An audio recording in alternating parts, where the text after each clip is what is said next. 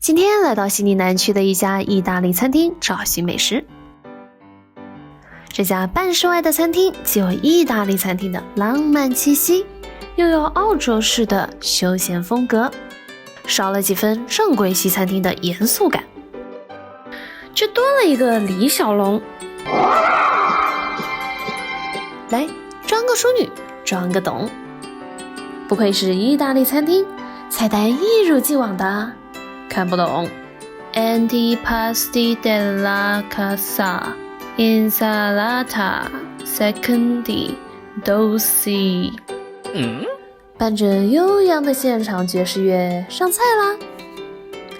不喝酒的梨想在吃西餐的时候摇晃酒杯，在镜头前秀一秀优雅的气质，于是专门请服务生用酒杯装了一杯苹果汁。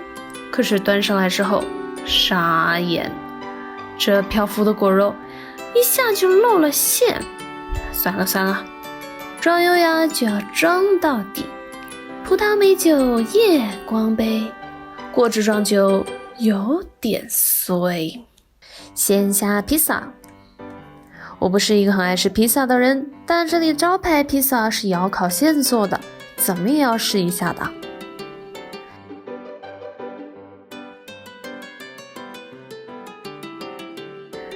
哇，这拉丝的芝士，披萨的边看起来很厚，但咬进去一点也不会硬哎，面上脆脆的，带点嚼劲，中间的饼皮又薄又软，跟我平时吃的完全不一样呀。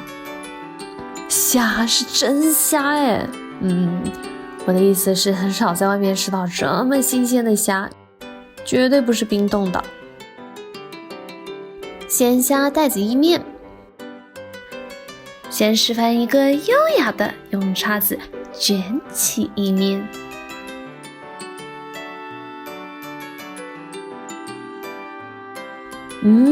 这虾膏太强太惊艳了，怪不得虾头和虾身是分开的。